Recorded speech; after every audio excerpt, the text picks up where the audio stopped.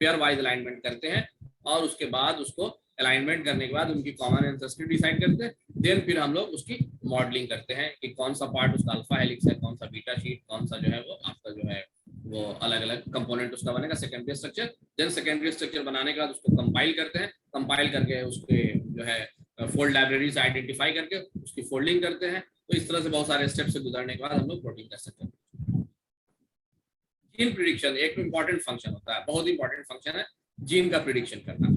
तो अगर आपके पास आपने अपने जीन की सीक्वेंसिंग कराई है तो आपकी जीन प्रोकैरियोटिक ओरिजिन की जीन है या यूकैरियोटिक ओरिजिन की जीन है, उसको आइडेंटिफाई करना ये भी पेयर वाइज अलाइनमेंट का एक मेजर फंक्शन है, जहां आप अपनी प्रोकैरियोटिक जीन के और यूकैरियोटिक जीन को प्रिडिक्शन सर्वर अवेलेबल होते हैं या टूल्स अवेलेबल होते हैं जहां एक फिक्स पैटर्न होता है।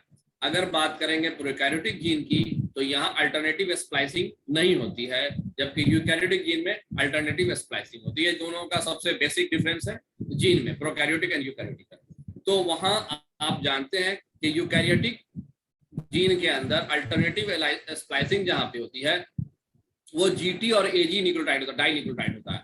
उस जीटी और एजी डाई न्यूक्लियोटाइड पे ही आके स्प्लाइसोसोम बाइंड करता है और उनको काट करके चॉप करके रिमूव करता है और एक्सॉन को ला करके बाउंड्री के जंक्शन पे बाइंड करने लगता है, इंट्रॉनिक रीजन को हटाता है। तो इस तरह के प्रोसेस को जब ये मुझे पता है कि एक जीन के अंदर डाइन्यूक्लियोटाइड जीटी और एजी का पैटर्न मौजूद होगा, तो वैसी जीन अगर आपकी जीन में वो पैटर्न अवेलेबल है तो आप इजीली प्रिडिक्ट कर सकते हैं कि ये यूकैरियोटिक जीन है या प्रोकैरियोटिक। प्रोकैरियोटिक जीन में जीन बहुत ही कंटिन्यूअस वे में अरेंज होती है, वहां पे कोई बीच में इंटरप्शन या इंट्रॉन्स नहीं होते हैं, पाए जाते हैं, रेयर ऑफ द रेयरेस्ट होते हैं।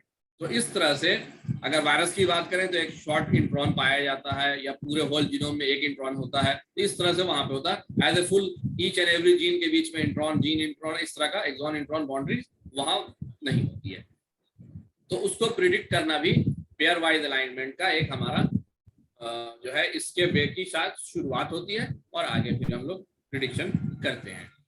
देन जीन का म्यूटेशन एनालिसिस, अगर दो जीन के अंदर सीक्वेंस के अंदर अगर म्यूटेशन है या नहीं है, तो इसको अगर आप अभी आपने इससे पहले अभिनव सर की आप स्लाइड देख रहे थे, तो डॉक्टर अभिनव सर आपको उस स्लाइड में दिखा रहे थे कि कैसे जो है अलाइनमेंट करते हैं। आपने देखा होगा उसमें अगर एक एक न्यूक्लियोटाइड विद चेंजेस आ गए दो सीक्वेंस के बीच में तो आपको पता चल जाएगा वो पॉइंट म्यूटेशन है या नहीं। तो कोई भी दो पेयर वाइज अलाइनमेंट करने के बाद पॉइंट म्यूटेशन को इजीली आइडेंटिफाई किया जा सकता है। उसमें अब वो इंसर्शंस है या डिलीशन है या फ्रेम शिफ्ट म्यूटेशन है, इसकी आइडेंटिफिकेशन पेयर वाइज अलाइनमेंट से डायरेक्टली नहीं होगी। उसके लिए फिर दूसरा वे हम लोग का एनालिसिस का वे प्रेफर करना पड़ेगा। लेकिन ओवरऑल पॉइंट म्यूटेशन है, सिंगली म्यूटेशन है, डबली म्यूटेटेड जीन है, ट्रिपली म्यूटेटेड है या मोर देन दिस, तो इसको आप इजीली पेयर वाइज अलाइनमेंट से आइडेंटिफाई कर सकते हैं।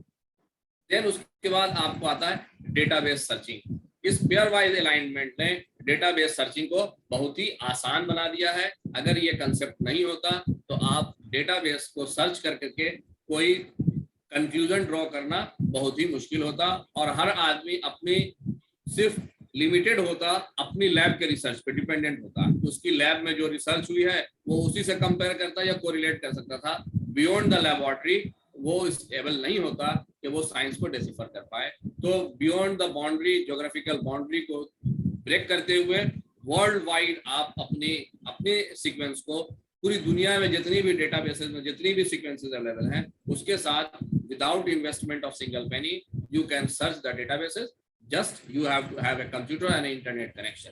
तो अगर आपके पास ये दोनों है तो आप अपने डेटाबेस सर्चिंग आसानी से कर सकते हैं। तो ये पेयर वाइज अलाइनमेंट के प्रोसेस से आपको गुजरते हैं तो आपको ये बेनिफिट्स होते हैं। इसी तरह से मल्टीपल सीक्वेंस अलाइनमेंट आप जब करते हैं जहां मोर देन टू सीक्वेंसेस लेते हैं, तो इसमें क्या होता है, दो सीक्वेंस में कंजर्व नॉन कंजर्व का कोई कंसेप्ट नहीं आ सकता है।